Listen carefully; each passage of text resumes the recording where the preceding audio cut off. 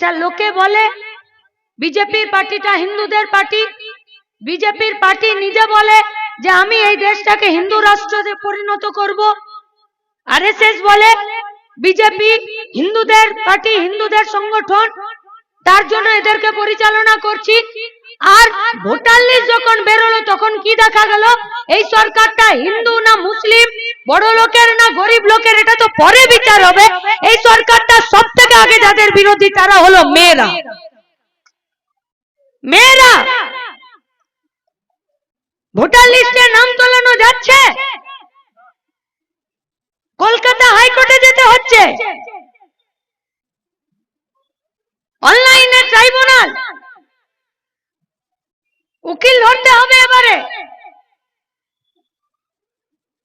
উকিল যদি বলে যে আমি কোনো ফিস নেব না, শুধু তুমি কাগজপত্রের আমাকে খরচ দাও, তাতে একটা নামের পিছনে 1600 থেকে 2000 টাকার নিচে খরচ নাই। যেতে হবে কোথায়? কোর্টে। একটা কোনো কেস আছে যে কেস একদিনে মিটে যায়, নাম বাদ দিয়ে দিল কারা? ইলেকশন কমিশন, নির্বাচন কমিশন। তুলেছিল কে? নির্বাচন কমিশন। তো নির্বাচন কমিশন তো পাড়ার কোনো দোকান থেকে ভোটার কার্ড বেরোয় নাকি? মিউনিসিপ্যালিটিতে কোনো কাগজপত্র জমা দিলে ভোটার কার্ড বেরোয় নাকি? ভোটার কার্ড করতে গেলে তো নির্বাচন কমিশন বুথ লেভেল অফিসারদেরকে বসিয়ে কাগজপত্র জমা করে ছবি তুলে তারপরে তো সরকারের ঘর থেকে একটা ছবিওয়ালা আমার কার্ড আসে। তাতে নাম ভুল গুজছে, স্বামীর জায়গায় বাপ, বাপের জায়গায় বেটা, যা খুশি তাই। বয়সের কোনো ঠিক ঠিকানা নাই। ছবি তো দেখলে চেনাই যায় না যে আমার ছবি না কার ছবি। ভোটার লিস্টের নাম তুললে তো তুমি নির্বাচন কমিশন, তুমি যা যা কাগজ চেয়েছিলে তাই তাই তো দিয়েছিলাম। তাহলে যদি কোনো ভুয়ো ভোটারের নাম উঠেছে, তুলেছিলে তো তুমি, দোষ করলে তুমি, শাস্তি কেন আমরা পাবো? দোষ তো তুমি করেছো। কেউ মরেছে, নাম তুমি কেন বাদ দাওনি? প্রতি বছর তো স্কুল ঘরে এসে বসো, প্রতি বছর তো এসে কমিউনিটি হলে বসো। কারা মরে গেছে তার পাশে তো দাগ দেবার কথা তোমার। কার বিয়ে হয়ে গেছে, কে এখান থেকে চলে গেছে, খোঁজ নেবার কাজ তো তোমার। দোষ করলে তুমি, কাজে ফাঁকি দিলে তুমি, আর আমাকে 2000 টাকা 1600 টাকা নিয়ে আর প্লাস্টিকের ভিতরে কাগজ জেরক্স করে আর উকিলের পিছন পিছন কোর্টে ছুটতে হবে কাজ কামাই করে। এইটা সরকার চলছে, এইটা এইটা নেই এরকম এই মাঠে যে একই ঘরের 5টা মেম্বার, 4টা মেম্বারের নাম উঠে গেছে আর একটা নাম মেম্বারের ভোট থেকে নামটা বাদ দিয়ে দিয়েছে। নেই? আছে তো? তাহলে ভুল করেছে তো।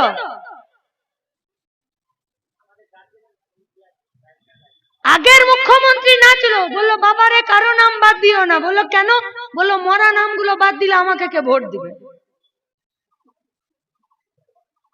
মরে গেছে ওই নামগুলো যদি বাদ দিয়ে দাও তাহলে আমাকে কে ভোট দেবে? আর এখনকার মুখ্যমন্ত্রী বললো এই বাগে পেয়েছি, মরার নামে জ্যান্ত লোকগুলোর নামও বাদ দিয়ে দিতে হবে। দিয়ে দিল নাম বাদ, দিয়ে দিল নাম বাদ। আপনাদের জেলাতে হোল্ডিং সেন্টার বানিয়েছে, পুলিশ এসে খুঁজছে কি কি কাগজ আছে, দাও, নথি দাও, তারপরে তোমাকে ওই হোল্ডিং স্টেশনে রেখে দিয়ে আসবো। মানে বাপ থাকবে, স্বামী থাকবে, বেটা থাকবে, শ্বশুর থাকবে, শাশুড়ি থাকবে, আর ঘরের মেয়েটার নাম চলে গেছে, ওকে রেখে দিবে হোল্ডিং স্টেশনে। যাকে বলবে এ আমার দেশের লোক নয়, ওকে ওই কাঁটাতারের ওই পারে মাঝ রাস্তায় ছেড়ে দিয়ে চলে আসছে। বাংলাদেশ বলছে আমি নেব না, আর ভারত বলছে আমি নেব না।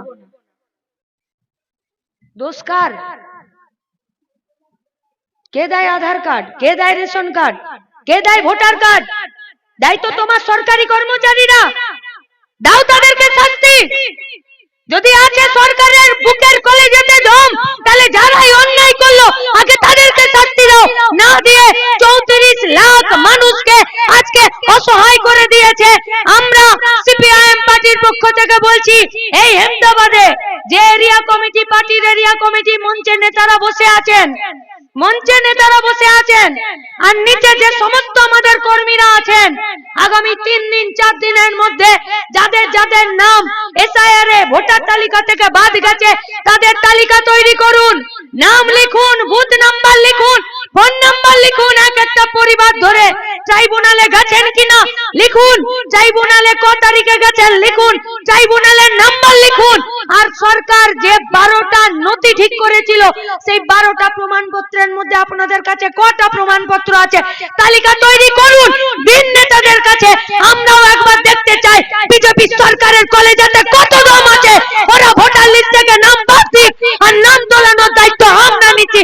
থাকুন আমাদের সাথে, থাকুন আমাদের সাথে। আরে তুমি দেখতে খারাপ বলে তোমাকে গাল দিচ্ছি না গো বিজেপি তৃণমূল, তোমাদের কর্মগুলো খারাপ তাই তোমাদেরকে গালি দিচ্ছে মানুষ। তোমাদের কর্মগুলো খারাপ।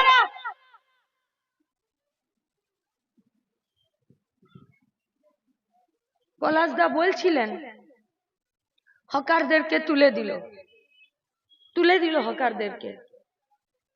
আমাকে একটা কথা বলবেন, এই হকাররা চা বিক্রি করে, বাদাম বিক্রি করে, রেল বাজারে আলু পটল বেগুন বিক্রি করে যে টাকাটা বাড়ি নিয়ে যায়, সেই টাকাটা কি মাটি খুঁড়ে রেখে দেয় নাকি? রেখে দেয় মাটি খুঁড়ে? সেই টাকাটা নিয়েই তো বাজারে যায়, ঘরের দরকারের জিনিসগুলো চাল ডাল তেল আটা কিনে বাড়ি ফেরে। কেউ অসুস্থ হলে ওষুধ কেনে, বিড়ি কেনে, সিগারেট কেনে, দেশলাই কেনে, ফোনে রিচার্জ করে, ইলেকট্রিকের বিল মেটায়, ঘরে যদি টিভি আছে তাহলে তার কেবলের রিচার্জ করে। কি ঠিক বলছি তো? আর যখন বাজারে এই টাকাগুলো নিয়ে আমি কাজ করতে যাই, মাটিতে পুঁতে রাখে না, সেই টাকার থেকেই সরকারের ঘরে ট্যাক্সের টাকা যায়, তবে গিয়ে সরকারের গাড়িতে পেট্রোল আসে, তবে গিয়ে সরকারের মাথার উপরে ফ্যান চলে, তবে গিয়ে সরকার একটা কলম কেনে, একটা কাগজ কেনে, আর ধপধপ করে সই করে আর স্ট্যাম্প লাগায়। আজকে তুমি সেই হকারদের কাছে তার ইনকামের রাস্তাটা বন্ধ করে দিলে, ইনকামের রাস্তাটা বন্ধ করে দিলে। अरे भारत का संविधान में बहुत सारा कानून है, भारत का संविधान का किताब में बहुत सारा आइन है, बहुत सारा धाराएं हैं, बहुत सारा। लेकिन कौन सा आइन, कौन सा कानून, कौन सा धारा, किस वक्त कौन सी सरकार किस लोगों के लिए और किन लोगों के खिलाफ ये लोग इस्तेमाल करते हैं, उसी से पता चलता है कि सरकार किस तरफ जाना चाहता है। তুমি তৃণমূলের চোরদেরকে ডিম ছুঁড়ে মারছো, আর গরিব হকারদেরকে ঝোলাটাই তুমি কেড়ে নিচ্ছ। যে গোটা পশ্চিমবঙ্গটা লুটে পুটে শেষ করলো, তাদের বাড়িতে তুমি নোটিশ পাঠাচ্ছ, আর হকাররা 2 পয়সা মাথা উঁচু করে নিজের পেটের দায়ে জিনিসপত্র বিক্রি করে নিজের সংসার চালায়, তার কাছ থেকে তুমি কাজটা কেড়ে নিচ্ছ। আমরা কি বলছি? রেলের জমি তোমরা নেবে না, ও কথা পরে, জমি কার? কিন্তু আপনারা বলুন, আপনারা, আরে দরকার নেই সিপিআইএম করার, তৃণমূল করুন, বিজেপি করুন, যেদিকে খুশি যান, যেদিকে খুশি তাকান, আপনি বলুন না। এই এত এত মানুষজন যারা জিনিসপত্র বিক্রি করছিল, হকারি করছিল, তাদের যদি সবার কাজ এক ধাক্কায় বন্ধ হয়ে যায়, তাহলে এদের টাকা যেগুলো বাজারে খেলছিল সেই টাকাগুলো তার বাজারে যাবে না, তাহলে সরকারের ঘরে ট্যাক্স যাওয়া বন্ধ হলো। তো ক্ষতি কার হলো? আমাদের। সরকারের ঘরে যদি টাকা যাওয়া বন্ধ হয়ে যায়, তাহলে সরকার স্কুল চালাবে, হসপিটাল চালাবে, রাস্তা বানাবে, না কি বানাবে? আমার দ্বিতীয় প্রশ্ন, সিপিআইএম করুন না করুন, তৃণমূল করুন, বিজেপি করুন, আর কিছু করুন, যদি এতগুলো মানুষের কাছ থেকে এক ধাক্কায় কাজ কেড়ে নেন, তাহলে এই সমস্ত ছেলে মেয়েগুলো যখন বাড়ি যাবে, ঘরে চোখের সামনে দেখবে যে কার বাচ্চা কাঁদছে, কার বইয়ের কাপড় জোটেনি, কার বাপ মা বুড়ো বয়সে ওষুধ পাচ্ছে না, এই ছেলে মেয়েগুলো অন্যায় পথ নিয়ে নেবে না? অপরাধ করতে যাবে না? চুরি গুন্ডামি করতে যাবে না? লোকের কেড়ে খেতে যাবে না? সরকার চলছে তো, এটা তো সরকার। আরে বিজেপি চালাক, সরকার তো।